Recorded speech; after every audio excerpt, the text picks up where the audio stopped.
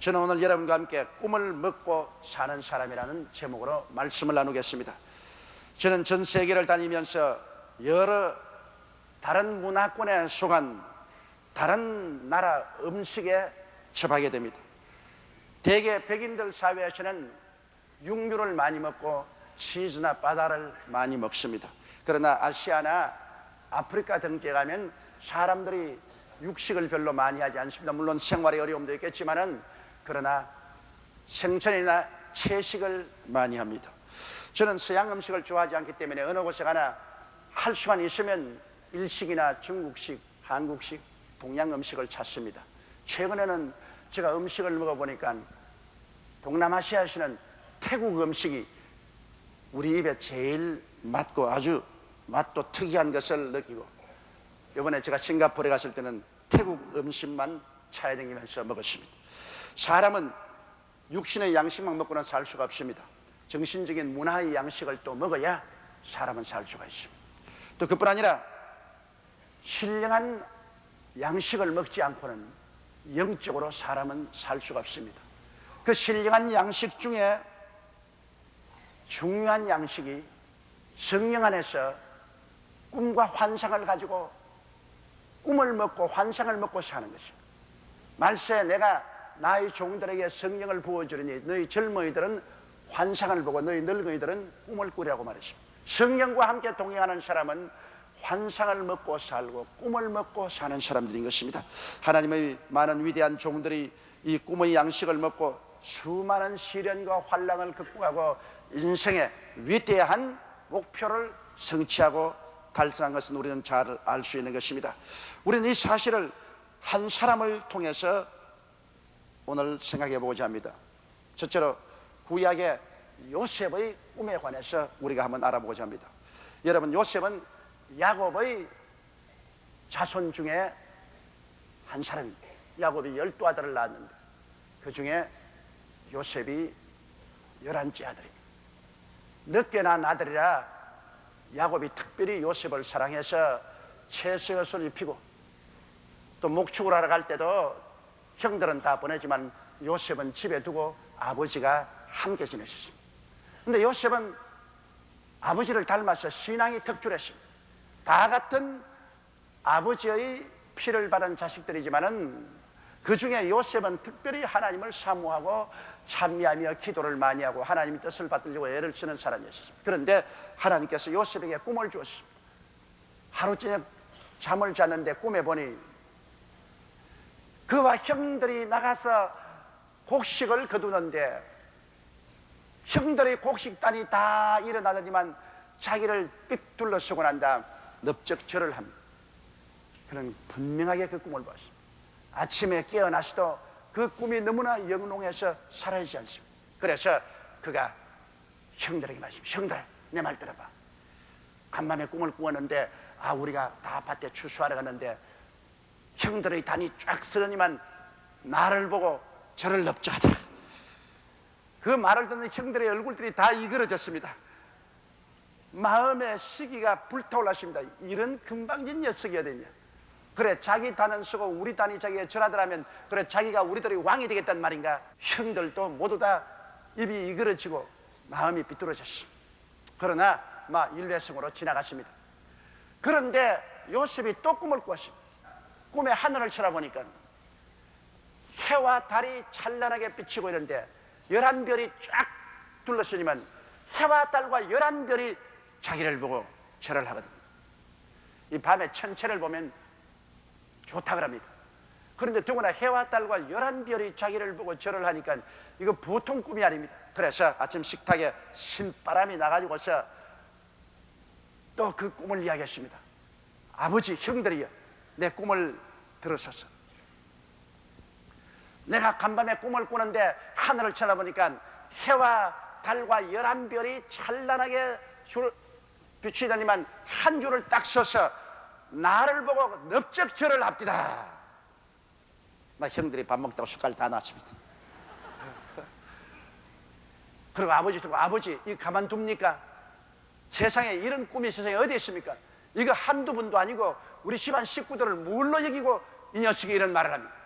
아버지도 보니까 다른 형제들이 너무 분노함으로 이거 가만히 있으면 안 되겠습니다. 그래서 야 이놈아, 무슨 그런 꿈을 꾸느냐? 그래 과연 아버지와 어머니와 너희 형들이 다 너기 와서 절하겠단 말이냐? 과연? 그렇게 말하면서도 아버지는 신앙이 있으니까 이 녀석이 꾼 꿈이 보통 꿈이 아니구나, 그렇게 마음속에 간직했으나 형들은 마음속에 지독한 시기와 분노를 갖게 된 것입니다. 이래서 아버지는 이 사람이 비상한 무슨 미래를 가지고 있다고 알았지만 형들은 이 녀석을 죽여버리고 싶다는 그런 생각이 났었습니다. 그런데 여러분, 여기에 12형제지만은 형들과 요셉하고 다른 점은, 이제는 요셉은 자기가 살아갈 때 꿈을 먹고 살아갈 수 있도록 꿈이 주어졌으나 형들의 마음속에는 아무런 꿈이 없었습니다. 여러분, 성경은 뭐라고 했습니까? 꿈이 없는 백성은 망한다고 그랬습니다. 우리가 하나님께로부터 바란 꿈이 우리 마음속에 있을 때 우리는 그 꿈을 먹고 살면은 망하지 않습니다. 꿈은 바로 우리를 성취시키는 성공의 재료가 되는 것입니다. 꿈을 받고 꿈을 먹고 사는 사람은 반드시 성공하지만은 꿈이 없어 꿈을 먹지 못하는 사람은 그 앞길에 아무 희망이 없습니다. 꿈을 먹어야 흥합니다. 꿈을 먹지 아니하면 망하는 길밖에 없습니다. 개인적으로도 한 가지입니다. 여러분의 가슴 속에 꿈이 있어야 하는 것입니다. 그럼 여러분께서 이런 질문을 할 거예요. 나는 꿈도 잘 안 꾸는데 어떻게 합니까? 밥 먹고 누우면 아침에 일어나면 그대로 일어나는 것이고 아무 꿈도 꾼 적이 없습니다. 여러분, 하나님께서 꿈의 계시를 잘 주는 사람도 있지만은 저 같은 사람에게는 평생을 살면서 한 번도 꿈을 통해서 계시를 주신 적이 없습니다. 그러나 여러분, 우리가 말하는 것은 우리가 잠자다가 받는 꿈도 있지만은 그러지 않고 하나님이 성령으로 우리 마음속에 부어주는 꿈도 계신 것입니다. 둘째, 우리가 생각하고 싶은 것은 우리들이 꾸는 꿈은 자다가 꾸는 꿈이 아니라 하나님이 우리에게 주시는 꿈을 우리가 마음속에 받아들일 수 있다는 것입니다. 이것은 즉 하나님의 꿈인 우리 주 예수 그리스도인 것입니다. 하나님의 꿈은 온전히 예수 그리스도 한 몸에 있습니다. 하나님은 예수 그리스도를 통해서 우리를 구원하는 구원의 꿈을 꾸었고, 하나님은 예수 그리스도를 통해서 장차 천년왕국의 꿈을 꾸었고, 예수 그리스도를 통해서 신천신지 영원 무궁세계의 꿈을 가지고 있습니다. 하나님의 꿈은 예수 그리스도 속에 응집되어 있습니다. 예수 그리스도를 떠나서는 하나님의 꿈이 없습니다. 예수 그리스도를 떠나서는 하나님의 꿈을 꾸기를 원치도 않습니다. 이러므로 우리들은 하나님의 꿈을 받아들이면 우리의 꿈이 되는 것입니다.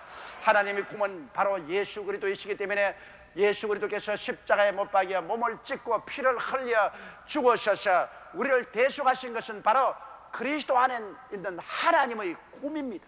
하나님의 꿈을 우리가 받아들여서 하나님의 꿈을 꾸고 하나님의 꿈을 먹고 살면은 그 하나님의 꿈이 우리 가운데 이루어진다는 것을 알아야 되는 것입니다. 그러므로 하나님이 예수님을 하나님의 꿈으로 이 세상에 보내셔서 그를 십자가에 못 박아서 몸짓고 피를 흘리심으로 우리의 모든 죄를 다 대속하는 것을 하나님 꿈꾸었습니다. 예수님이 우리를 위한 속죄 제물이 되시고 속건 제물이 되시고 번제물이 되시고 혹은 감사 제물이 되어서 몸을 찢고 피를 흘려서 하나님이 그 제물을 받으심으로 우리의 죄를 다 용서해버리는, 이것이 하나님의 꿈입니다. 또한 예수 그리스도께서 우리의 화목 제물이 되셔서 하나님과 우리 사이에 막힌 담을 다 헐어버리시고 원수된 담을 다 없애시고 예수 그리스도로 말미암아 하나님이 내 안에, 내가 하나님 안에 들어오는 놀라운 은총을 하나님은 꿈꾸었습니다. 멀리 멀리 떠나간 자식들을 모두 다 하나님 품으로 불러들이는 것입니다. 예수 그리스도의 그 화목 제사를 통해서 그 피를 통해서 이루겠다는 하나님의 꿈이 있습니다. 하나님은 그 꿈을 예수를 통해서 이루셨으니 그리스도를 나의 화목제물로 받아들이는 사람은 이제는 하나님과 우리 사이에 막힌 담이 없습니다. 하나님은 예수를 통해서 여러분이 마귀의 모든 질병과 연약과 고통에서 해방되는 것이 하나님의 꿈입니다. 여러분의 마음의 슬픔과 부정적인 생각이 사라지고 하나님의 기쁨으로 마음이 충만되는 것이 하나님이 여러분에 대한 꿈입니다. 생각해 보십시오. 하나님은 이 꿈을 가지고 계십니다. 그리스도를 통해서 여러분이 하나님의 이 꿈을 받아들이면 하나님의 이 꿈이 여러분 속에 역사하게 되는 것입니다. 그리고 하나님의 꿈은 여러분이 그리스도를 통해서 저주에서 해방되는 것입니다. 하나님은 그리스도로 말미암아 저주를 제하시고 아브라함의 복이 임하게 하는 것이 하나님의 꿈입니다. 하나님은 그 꿈을 지금도 꾸고 계십니다. 예수를 믿는 사람을 통해서 아브라함의 축복이 임하도록 하는 하나님의 꿈이 있습니다. 이 꿈을 우리가 받아들이면 하나님의 꿈이 우리 속에 역사하게 되는 것입니다. 그리고 하나님의 꿈은 예수를 십자가에서 죽이심으로 우리의 사망을 멸하시고, 예수께서 음부에 들어갔다가 부활하심으로 사망과 음부를 철폐하시고 천국과 영생을 주는 것이 하나님의 꿈입니다. 하나님이 그리스도를 통해서 이 꿈을 이루셨고, 우리가 그리스도를 우리의 구주로 모셔드리면 하나님의 이 꿈이 우리 속에 역사해서 우리 가운데 사망을 철폐하시고 음부를 철폐하시고 우리에게 천국과 영원한 낙원을 허락하여 주시는 것입니다. 이 꿈을 우리는 받아들여야만 하는 것입니다. 이것은 하나님이 그리스도 안에서 꾼 꿈입니다. 그리스도 안에서 가진 하나님의 이상입니다. 우리가 이 꿈을 우리 마음속에 받아들이면 하나님의 성령께서 이 꿈을 통해서 우리 가운데 하나님의 꿈을 이루어 주시는 것입니다. 그리스도를 통한 하나님의 꿈을 받아들이는 사람만이 성령의 역사를 체험할 수 있습니다. 이러므로 우리가 하나님으로부터 꿈을 받아들였으면 이 꿈을 먹고 살아야 되는 것입니다. 우리가 매일같이 양식을 먹는 것처럼 꿈을 먹고 살아야 됩니다. 매일같이 신문이나 문학 잡지를 읽어 정신적인 양식을 얻는 것처럼 여러분은 하나님 앞에서 이 오중복음과 삼중 축복의 꿈을 먹고 마셔야 됩니다. 바로 성찬을 떼는 이유가 그게 있습니다. 왜 하나님이 성찬을 떼게 했습니까? 우리가 너무 쉽게 잊어버리기 때문에 그리스도의 깨어진 몸을 먹고 흘리신 피를 마심으로 그리스도에 대한 하나님의 꿈을 여러분이 먹고 마시라고 그렇게 하는 것입니다. 하나님의 꿈을 먹어라. 하나님의 꿈을 마셔드리라. 그리고 하나님의 꿈으로 채워라. 이것이 바로 성찬의 메시지인 것입니다. 그렇지 않고 아무리 의미 없이 와서 떡조각 먹고 포도주잔 하나 마시고 간다면은 이것은 의식과 형식에 불과한 것입니다. 하나님은 그리스도의 깨어진 몸과 흘리신 피를 통해서 여러분에게 꿈을 먹이는 역사를 행하시는 것입니다. 먹고 마시고 꿈을 꾸어라. 먹고 마시고 꿈을 품어라. 먹고 마시고 하나님의 꿈을 먹고 마셔라. 그렇게 말씀하는 것입니다. 그렇기 때문에 성찬은 여러분 우리가 잘하면 우리에게 거대한 형통을 주는 하나님의 역사가 여기에 따르게 되는 것입니다. 의미 없이 먹고 마시면 아무런 효과도 발생할 수가 없는 것입니다. 그러면 셋째로 우리가 요셉이 당한 역경을 다시 한번 생각해 보십시다. 그는 그 꿈을 마음속에 품고 꿈을 먹고 사는 사람인데, 한 아버지가 너 형들이 목축하는데 가서 음식을 전달해주고 안부를 듣고 오더라 했습니다. 요셉이 아버지가 준 음식을 가지고 형들을 찾아서 가니까 형들이 보고 달려들어서 음식은 빼앗고 옷은 빨아벗겨서 그래서 물 없는 구덩이에 던져 넣었습니다. 뭐 구덩이에 들으시면 그 시골에 누가 건져줍니까? 절망에 처했습니다. 모든 것이 암담합니다. 그 암담한 가운데 요셉은 그 암담과 절망을 이길 수 있는 영양소를 섭취할 때가 있었습니다. 그는 꿈을 먹었습니다. 하나님이 자기에게 주신 꿈을 바라보았습니다. 눈에 나무 정가 안 보이고 귀에는 아무 소리 안 들리고 암담해도 그는 마음속에 하나님과 통하는 그 꿈이 있어서 그는 꿈을 붙잡고 있었습니다. 그러자 아라비아로 내려가는 대상들이 애굽에 물건을 팔러가면서 오니까 형제들이 밥을 먹다가 우리 요셉 팔아서 돈이나 벌지자, 그냥 죽는 것은 아깝지 않냐. 그래서 그를 구렁이에서 끄집어내어서 은 20냥의 아라비아 대상에게 팔았습니다. 그런 아라비아 대상에 묶여서 끌려가면서 형들아 날 살려고 고함을 치나 형들은 지글지글 웃었습니다. 그러나 그는 마음속에 꿈이 있었습니다. 그는 현실에 너무 고통스럽고 괴로워도 그 현실의 고통과 괴로움을 극복할 수 있는 마음속에 꿈이 있어서 그는 그 꿈을 먹으면서 따라갔었습니다. 그는 애굽에 내려가서 시위대장 보디바르의 집에 종으로 팔렸습니다. 옛날에 종은 짐승과 꼭 한 가지입니다. 사고 팔고 때려서 죽으면 그뿐입니다. 아무런 인권이 없는 것이 종입니다.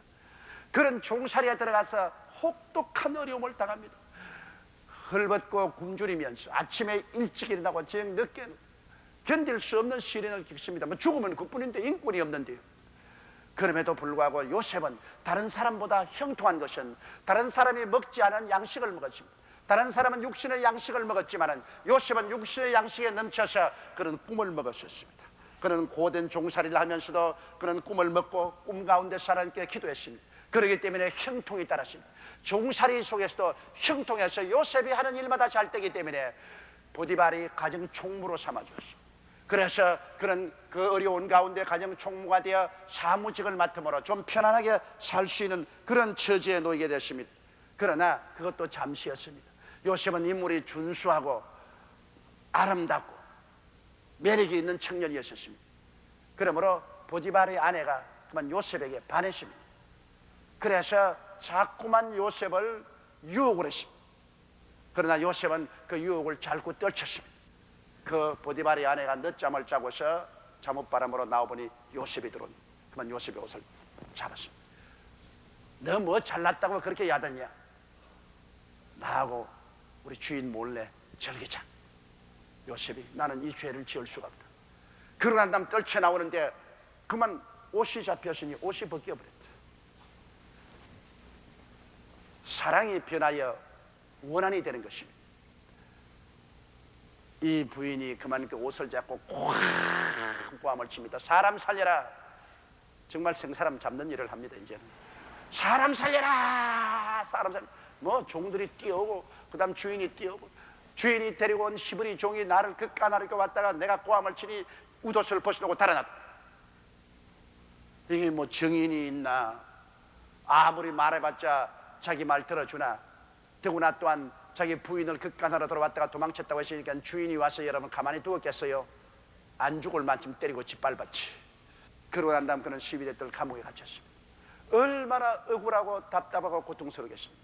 보통 사람 같으면 죽었을 것입니다. 그러나 요셉은 그 위기를 극복할 수 있는 양식이 있었습니다. 그는 울면서 꿈을 먹었습니다. 그는 하늘을 쳐다보고 주님께서 주신 꿈을 먹었습니다. 그는 꿈을 부여잡고 꿈을 먹었습니다. 그렇기 때문에 그 억울하고 원통함을 그는 견딜 수가 있습니다.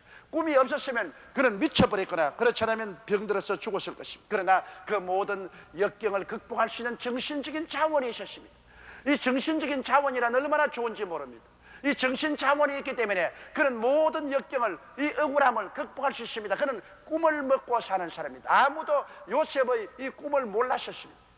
그래서 그는 감옥 속에 있는데 같은 감옥에 애굽의 술장관, 떡장관이 모의를 하다가 잡혀서 들어왔습니다. 그들도 각각 꿈을 꾸는데 메시지가 실린 꿈이었습니다. 그래서 그들이 얼굴이 아주 수심이 꽉 들었자 할 때 요셉이 들어와서 꿈을 해석해 주었어요. 술장관에게는 당신의 꿈은 포도나무에서 3가지가 나와서 꽃이 피어서 열매를 맺어 그 밑에 잔으로 포도주를 짜서 바로에게 바치더니까 사흘 후에 당신은 다시 복권되어서 바로에게 술을 바치는 술장관에게, 떡장관이 그 말을 들으니까 아주 좋은 꿈이거든. 나도 좀 해주겠어. 나는 내 머리에 광줄이 3개가 있는데 바로를 위해서 여러 가지 떡과 찌짐이 잔뜩 있는데 이 머리에 이거 있으니까 새들이 와서 먹더라. 그것은 사흘 후에 당신은 목이 날아갈 꿈이다. 똑같은 꿈인데 하나는 메시지가 좋고 하나는 메시지 나쁜데 아닌 게 아니라 사흘 후에 바로의 생일이 되면 술장관은 복권되고 떡장관은 목이 날아갔습니다. 그때 술장관을 잡고 부탁했습니다. 당신 덕이하거든 나를 좀 돌봐주십시오. 임금에게 이야기해서 나를 해방시켜 주십시오. 나는 아무 죄가 없습니다. 그렇게 하마해놓고 난 다음 술장관은 까맣게 잊어버렸습니다. 그래서 감옥에 3년 동안 썩습니다. 종살이 17년에 감옥에 3년 동안 기약이 없이 썩는데 여러분 얼마나 죽을 지경입니까? 만일 요셉이 꿈꾸는 사람이 아니었으면, 그 마음속에 꿈이 없었으면 그는 절망했을 것입니다. 그 3년 동안 그는 계속해서 꿈을 먹고 살았습니다. 양식을 먹고 사는 것이 아니라 꿈을 먹고 살았습니다. 3년이 지나고 난 다음에 바로가 때가 오매 꿈을 꾸었습니다.